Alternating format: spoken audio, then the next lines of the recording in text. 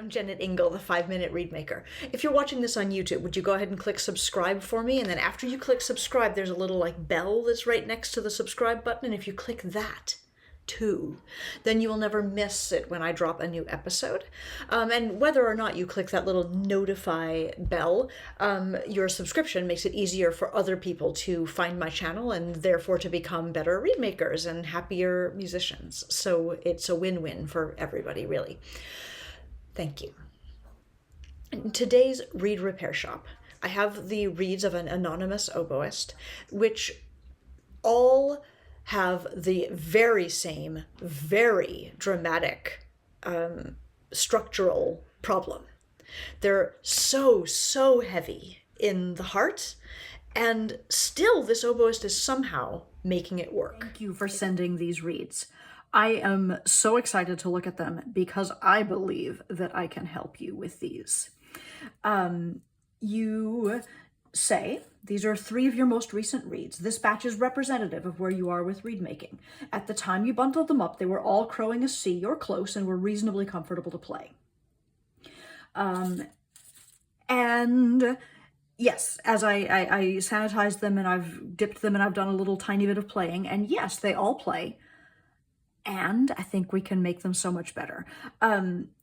You mention in your notes on the individual reeds that in general you think your rooftops are too high. And I see that as well. I'm looking at reed number 1, which was the one you identified as the nicest one. And as I measure it, I'm seeing that overall you're at about 71.5, which is not crazy, that you're not overwound, but that your heart just feels extremely long to me. Your rooftop on this one starts around 65.5, but goes back. Like if I could even see these notches down in here as being part of the bottom of the heart. It goes down as low as maybe 56. On this side, the situation is even more striking. Your rooftop starts around 66 or 67. And goes down as low as 50, maybe 57. So there is a lot of heart there in this reed. And I'll just show you here, make sure that I can get a good screen of it. There's a lot of bulk in the heart and a lot of length in the heart, and your tip is very uniformly thin all the way across, which is how you've made it work, right? You've thinned the tip enough that this reed vibrates, even though there's this massive, enormous heart, which is also very heavy. I'm just going to quickly micrometerize it. And just right in the middle of the heart, you're at 57. And remember that the cane was probably between 58 and 60 to start with. Normally for me, my heart is down, like the strongest my heart would ever be is probably around 52, 51, and usually I'm between 45 and 50. So there is a lot of wood here, and still the reed does beep and sort of crow. You mentioned a leak in your reed number 2. I actually feel a little bit of leakage in all of your reeds, sort of down in this area.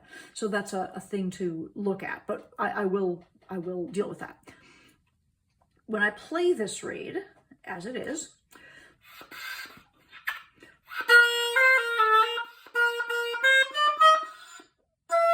okay, so a lot of the response issue that you're hearing is from the leak, and if I seal the leak, that will take care of itself. The slight chirp that you're hearing is because of the tip being very thin and not always sloping outward, but the resistance of it, I think, is all coming from the heart. What do I want to do first? I'm going to slap a little bit of Teflon tape on immediately so that we take care of the leak and that stops being a determining factor. So just with my little piece of Teflon tape here, I'll quickly wrap the low part of the reed. And then from there, I'll probably end up removing this tape to move forward, but at least now we can see what's going on. So there's our crow.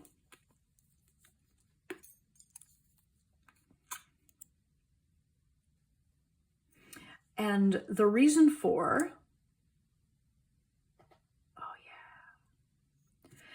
I think the first thing I'm going to do actually is just arc over the heart a little bit. I don't know if you can see this in the video, but I can see it where I sit, that the texture of the cane in the heart feels like I can see a little bit of shiny bark right in this area. This all looks like that sort of chalky cane, that lives right below the bark. And here for sure, I've also got that sort of chalky cane. Oh yeah, you can really see it in this image. The distinction between the area right here, which is that chalky stuff that I'm talking about, and further up where we're more in the good cane. And right now, all I'm gonna do is scrape your heart into the good part of the cane. So arcing from the left across to the right. And it looks like a ton of cane is coming off, but all of that is just the stuff that you for sure don't want. The stuff that, like, if Michelangelo was sculpting this reed, he would take that all off right away because it's all cane that doesn't look like a reed. I'm not doing anything delicate. I'm just making sure that the bark and the chalk are gone. And did you hear that immediately, the crow came down and got a lot more resonant, and I've done nothing other than to take the surface off of this heart and seal the leak. And you're going to see the same thing with the other two reeds, but I just wanted to make sure that I made a real big point of this.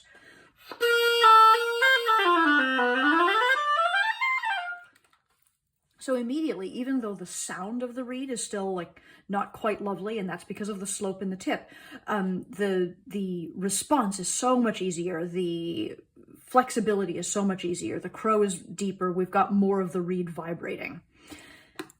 So now, and the ease of the reed is actually very good, very comfortable. I'm going to just work for a moment on symmetry so that your rooftop on both sides is at about the same height. And so and so this transition, the skateboard ramp, the scoop between the heart and the tip is similar on both sides. And in doing this, I'm hoping that I also wind up improving the slope within the rooftop. So my knife is focusing on the far left and far right, even though what I'm actually doing is bringing this rooftop 0.5 millimeter further back and sort of re-engaging with this cut in that's right at the gutter of the rooftop. Same on both sides. It's pretty close what you've done, and I actually really like seeing all of this sort of good quality stuff within the tip, but I think there needs to be a little bit more separation between the heart and the tip. And the length of your heart is the littlest bit of a concern. So I'm just pulling that rooftop back a little bit and setting the transition a little more. Let's see what that did. And now my crow is down, so I can clip.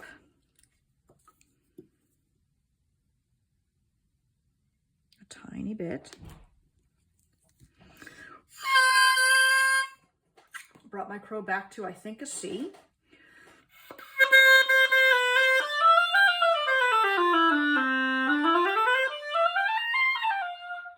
Okay. For me, the sound of this reed is still a little edgy. And what do I want to do about that? I think what I want to do about that is take a look at the length of your heart from the base. And like I said, I think all of your reeds look pretty similar to me in this way. So I think spending time here on read number 1 will make reads 2 and 3 faster when we start working on them. So for example, right there, I'm seeing all of that bulk. Let's see if I can get focus on it. All of that bulk within the windows on that left side. And the length of your heart on this side especially is very dramatically long, right? We've thinned the top of it, so we've got vibration, but the base of that heart is well below 60. So I'm just going to tweak that again and see if we can't get a little more flexibility back in this read. I'm raising the bottom of your rooftop, or the bottom of your heart rather, so that the windows are a little bit cleaner and allow a little bit more resonance right there.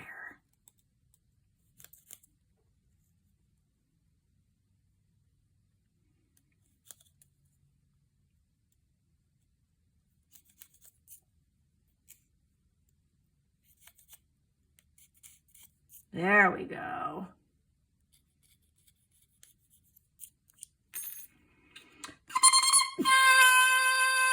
Okay, so I like that I've dropped the crow. My leak is back, which means that I'm gonna slap this Teflon tape back on so that I can get a clear idea of what's happening. Nice low crow. I can clip a little tiny bit, and every time I clip, I'm taking away a little bit more of the very thin center of the tip area and, you know, defaulting more toward the sloped sides that I put in. That came up more than I expected, but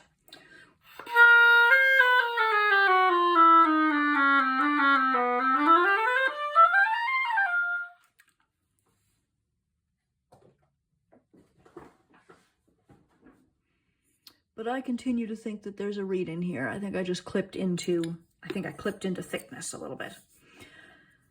So I'll just go back to the tip and rebalance a tiny bit.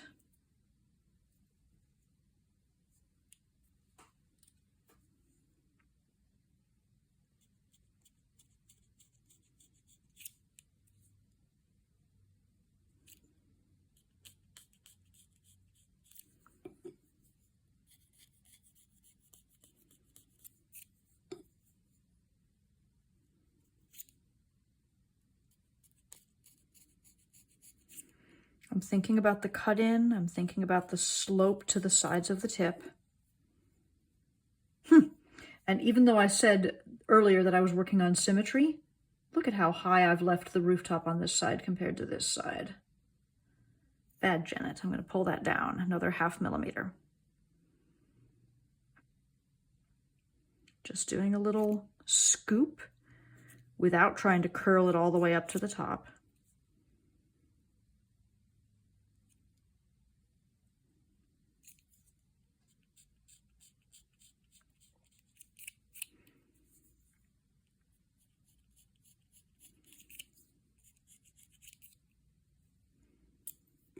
Okay, and now what do I have? That's a nice comfortable B crow. Do a quick clip.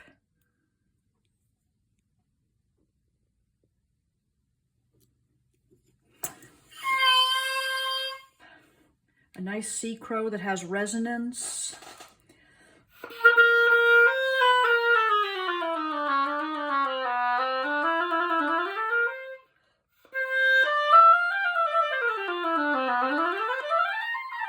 Okay.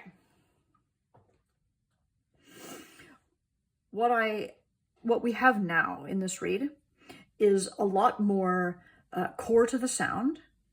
We have more like depth of vibration, and it is more resistant than it was before, which makes sense because previously the read that you had sent to me and the read that sort of mirrors what these other two are was very, very thin in the tip, making the tip vibrate very freely.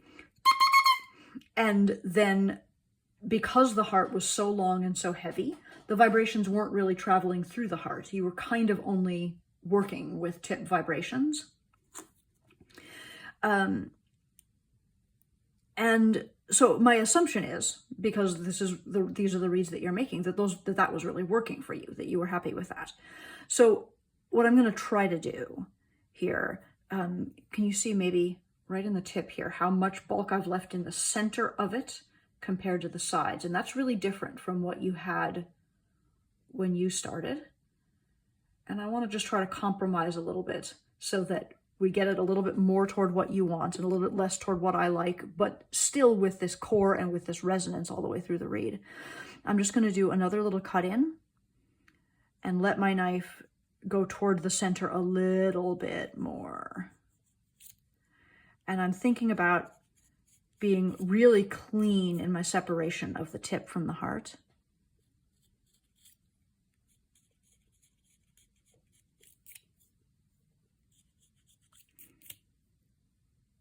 A little bit over here too.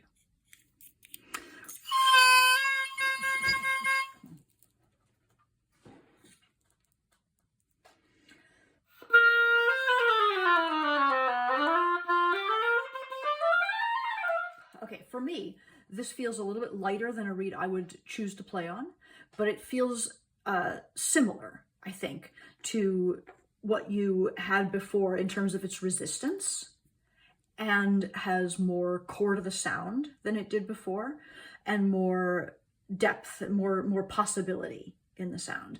That is my impression. I'm leaving this sort of ugly Teflon tape on because it was leaky. You could do this with nail polish instead, or I see that you've done some, like, I'm actually not sure what this stuff is that you're using, but I can see that you've done a little bit of sealing of your other two reeds. Okay, looking at reed number 2, I see some of the same issues. You specify that this is pretty ugly. It is not straight, it's leaky. You started the rooftop too high. You tried to fix the rooftop. You should probably be more aggressive in bringing the rooftop down. It crows a little low, and amazingly it plays. And I love this, this statement, because of course, we don't care what a reed looks like. We care how it acts. And if this one plays, we like that a lot. What I'm seeing here is that indeed your rooftop is high, and there's a lot of region like right in here. Sorry, focusing. Your rooftop is indeed high, and there's a lot of region in here that is not very well separated from the heart. Same right in that area. I can see where you've tried to move that rooftop. And I'm going to pull my micrometer in just a minute, because it looks as though there's more slope in the heart than there was in the previous, which would account for why this reed seems to play a little bit better. Yeah, your rooftop is still super high on both sides and also low. Having a very long heart is something that you seem to do and like to do. But when I beep and crow this reed, like, yes, it leaks, and it leaks pretty high, and that's going to be a concern. But I love how nicely it crows, actually. And I'm going to put it on the oboe.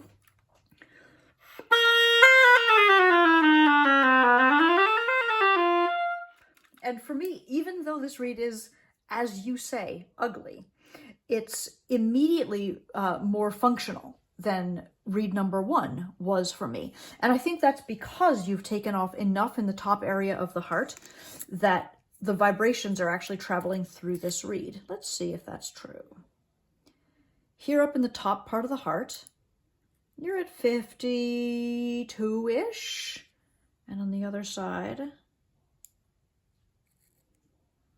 again at 52-ish, which is a long way from the 58, did I say you were at in the other half? I can see, looking in this heart, and hopefully we can see this in the screen, that at the bottom of the heart, right in this area, we've got some of that chalky cane again. You can just see it the way the light reflects off it. You're in good cane territory up here, and stiff, a big chalky cane there. And here as well. So like right here in the middle of your reed is where the vibrations are being stopped. So what I would propose to do with this reed is clean up that rooftop, just so that we have a little more The reason it's feeling so good is because you've done kind of a bad job of moving that rooftop, which means there's still a ton of bulk in the middle of the tip that gets thinner out to the side. The slope is there, even though it's not very pretty looking. So what I'm going to do is just clarify that top of the heart. I'm going to bring it down a little bit to put it where I think it belongs, between 65 and 66. And I'm going to clean up the base of your heart where all of that extra bulk is. And I think there's going to be a reed in there. Now, the leak is something else. We will have to deal with that.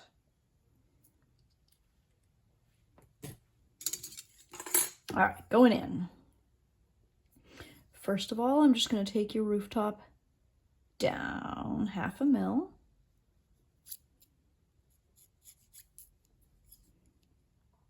And really clean this area where you've got kind of a double rooftop.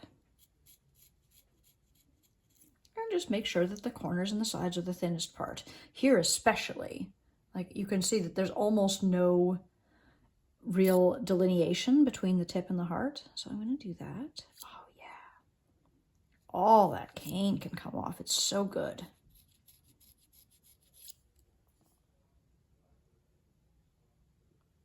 Beautiful. But what differentiates this reed for me from your reed number 1 is that because you hadn't really gotten all of the wood out of the tip, you still had a lot of thickness in the middle of the tip, which is why we had such a nice core of sound. So the crows come down, which we expected. I'm also going to take this bulk at the base of the heart down a little bit, and not doing very much at all because I'm not unhappy with the way your heart is formatted higher up. See if you can hear, there's a real difference in the sound of the scrape between any area that is bark and that is sort of chalky cane. Those are going to sound kind of scratchy. And when my knife gets into the good cane, the sound will go away. Let's see if we can hear that.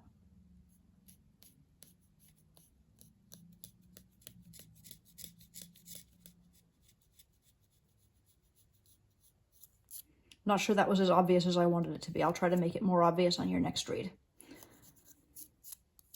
Okay, so all I've done is just like the littlest bit of cleaning. There's a fuzzy on the side there that I want. Oh, okay.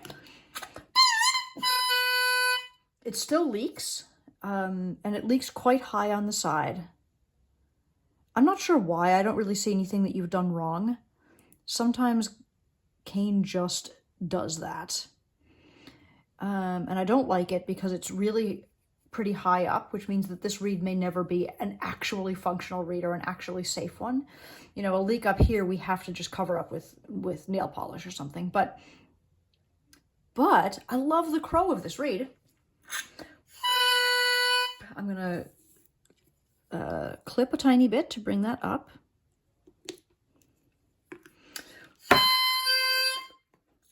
I can feel the leak very low as well, so maybe I will use some Teflon tape to solve that. But I love the sound of this reed, so I'm just going to grab a little bit more tape.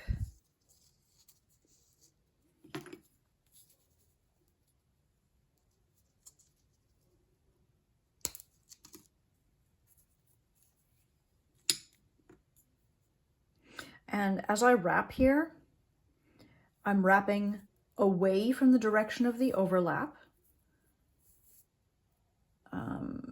in an effort to just like tighten these sides together. I'm wrapping pretty high because the leak goes kind of all the way up. And wrapping that. Okay. Ooh, it takes care of the leak.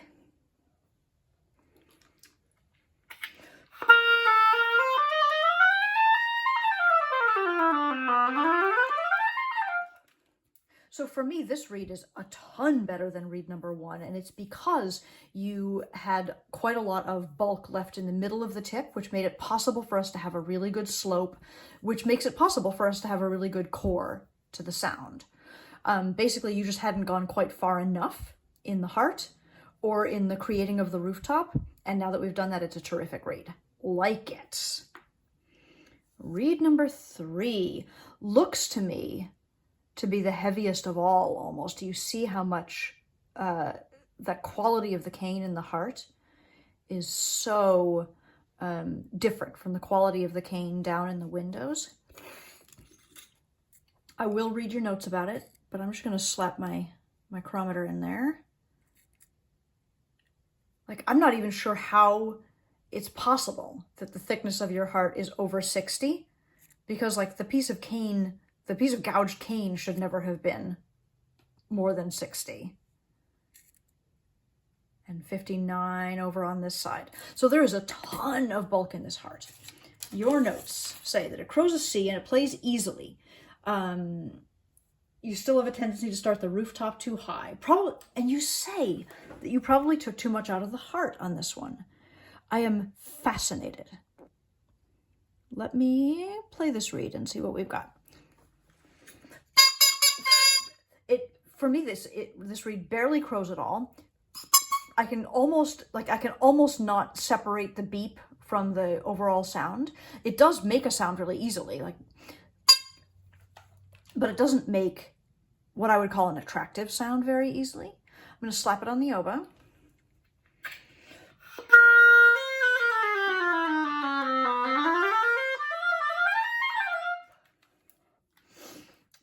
It does work. It does play easily, and this is again because you've made the tip nice and thin, maybe even possibly almost too thin and not sloped through the center, but we'll get to there in a second. It feels almost impossible to me that this reed should be playing as easily as it is with a heart that is almost raw cane. But what I lack in this reed as I play it is any feeling of nuance. I can make a sound really easily, but I have to muscle it around a lot. I'm measuring the length of your heart is also a little big, right? The top of that rooftop is at 65.5. The bottom is below 59. And on this other blade, the same. You're at 66 and at like 59.5. So I think I'm just going to go directly to the heart here and see if we can get a little bit more resonance through the reed. Here again, I want you to listen for that chalky cane, and when it goes away, the feeling of quiet, smooth, good cane.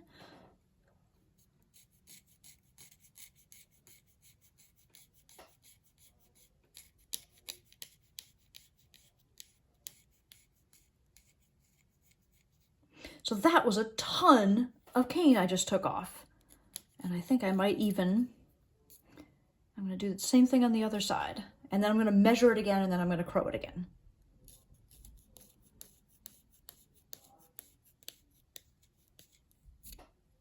So basically I've just taken like a fair amount off of the surface of the heart on both sides, and that's all I've done. It's more normal for me to go to the tip first, but not today. Today, I've gotten your heart down to 50 on one side and 55 on the other side. And do you hear how that crow has changed? Now I'm getting more the two voices of the crow, the high voice and then the low voice. Pop it on the oboe. I still haven't done anything with your tip, with your windows, with the length of the heart. All I've done is thin it down a little bit.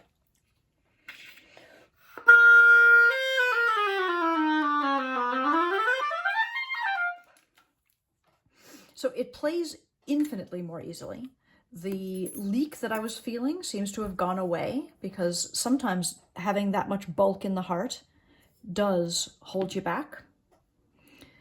I'm also looking at the symmetry of the rooftop and seeing that like this one definitely seems to tilt to the right, right? We're higher on the right, and the peak of the rooftop is a little to the right of center.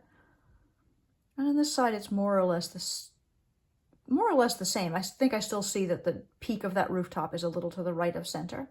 And this is so normal, right? It's very hard for us as humans to create left to right symmetry on a reed because our bodies need to do something very asymmetrical to accomplish that. But what I'm just doing is lowering that rooftop a tiny bit, remaking the cut in, and just reasserting that the right-hand side and the left-hand side of the tip, those rightmost and leftmost 2 or 3 grains, have to be the thinnest part. And I want the tip and the heart to be a little more separate. Same over here. I'm coming down 0.5 millimeter, no more. And reaffirming the thinness at the sides.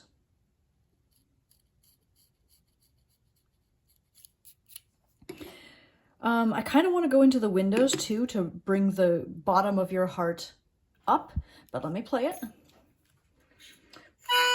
Oh, do you feel how nicely that crow has come down? Because now we're at a B crow and now we're allowed to clip.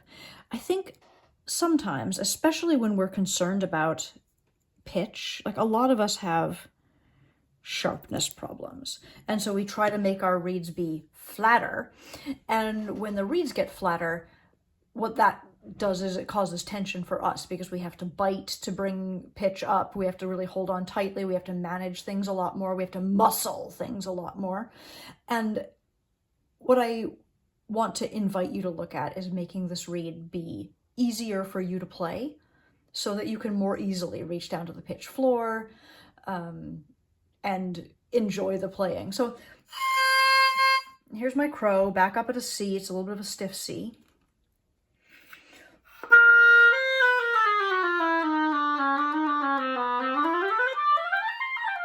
And I just feel like we've got so much more possibility for nuance in this reed now than we did before.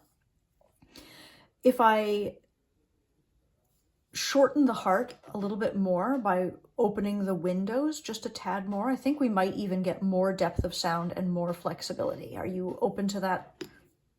Why am I asking? You're not here. I'm going to try it. So I'm just going into the windows and shoving that line, that wall at the bottom of the heart, up just a hair. This is a nice piece of cane. It's really like doing what I want. And it stands out to me how clearly this leak went away when we got the heart down, because somehow all of the bulk up in this area was really holding this reed apart. And now it's the one reed that is not leaking at all.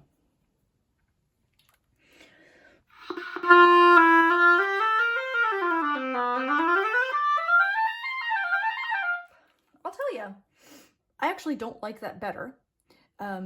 Because when we work in the windows, it often has the effect of making the heart think it's thicker, and I think it's done exactly that in this case. I'm just going to just dance over the surface of the heart one more time. Whoa, and I'm looking at my symmetry. Left to right is okay now, but front to back is kind of dramatically off, so I'm going to bring this side down a little. And you know, whose fault is that? Completely my own. I'm the only one who's touched this reed in the last 10 minutes. Bringing that rooftop lower.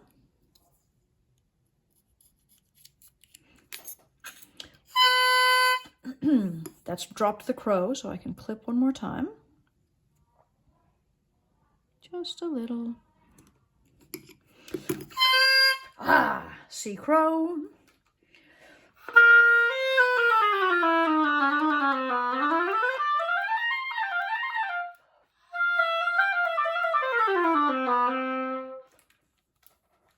It's got a fair amount of, it's easy for me to play. It's easy for me to reach to the pitch floor because there's flexibility in this reed. And it vibrates right away when I blow on it. These other two, obviously I had to deal with the leaks a little bit just to make the thing work. But to generalize for you, I'm amazed at how well you've been functioning on these reeds in which the heart is so big, so long, and so thick, both, that it almost doesn't vibrate at all. You've been functioning on only the vibration of the tip of the reed and somehow making really beautiful music. I hope that in taking down ththese hearts and just sort of shrinking them a little, both in length and in thickness, that this is going to be actually an improvement for you. It will probably feel different, but I like the idea that you'll be able to access a little bit more flexibility and a little bit more ease in the reeds themselves, and maybe have a little bit more core in the sound that is built in already for you, so that you don't have to create it from inside your mouth as you play. This oboist, in response to this video, said, "You asked how I play on reeds with hearts that are so long and thick. The reality is that each time I pick up a reed to practice with, if I don't like the sound, I fiddle with it until it sounds better on that day. Usually I end up thinning the heart some, so my hearts evolve over time. I've been so concerned about taking too much out of the heart, I realized that I've been way too conservative in constructing the heart. I appreciated your discussion of my reed tips being too thin. I was unaware that I am compensating for a heart that is too massive." And to you, my YouTube viewer, like, we all do this, right? For all of us, I think, our reeds evolve over time. We make them, we get them to where they're okay, but then every night when we put them to bed, they grow a little bit more, and the next day we mess with them again, and things change, and things evolve. So it's not true necessarily that the reed you move into your I am playing these reeds case on the first day is the same reed that you encounter a few weeks later after you work on it. But also we all evolve in certain ways, right? Because when we're working on reeds, we're just working on our reeds. We see our reeds, we play on them, we know what we need, but sometimes we guess a little bit wrong, or sometimes we get ourselves a little out of proportion in one way or another. And it really helps to have this extra bit of information from an outside source. So if this feels useful to you, if you've enjoyed this Reed Repair Shop episode, and you're interested in having me look at your reeds too, you can find information about that on my website, jennetingle.com, which is also where you could order reeds or cane or my new book, The Happiest Musician, or reach out to me with a question that I might be able to answer in a future 5 Minute Reedmaker episode. Thank you so much for watching. Have a great day.